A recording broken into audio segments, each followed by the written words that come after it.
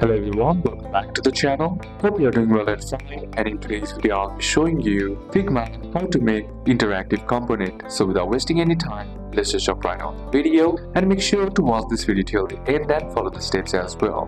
In order to make interactive component, first what you need to do is simply head over and open up your browser, then on the search bar type in figma.com, and then once it loads, simply select the project that you want to work on. Then once inside your project, what you need to do is just simply head over and click on the rectangle option to create a login button. Let me just select or create a login button that takes from this page to this page. Now all you gotta do to make a login button is drag and resize the button that you want, and then you can zoom in and then select the button or object once again, and that will make the shape of the button as well. You can round off the edges by pulling in the inside pointers, and that will round off the edges as well. Now in order to put a login option, simply click on the text option, then type login.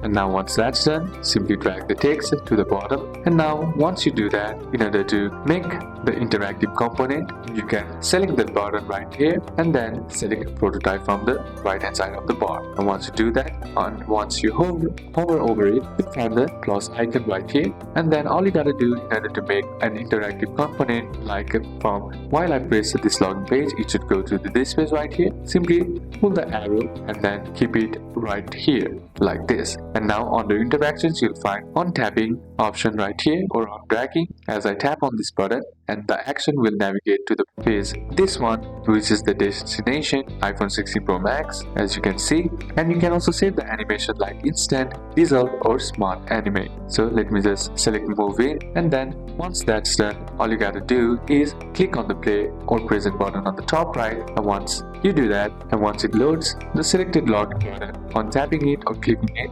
will be interactive component, which takes you to the next frame. So these are a couple of steps that you can apply. That's it for today's video, guys. If this video was useful to you, leave a like if it did, comment down any questions that you have, and see you soon on the next one.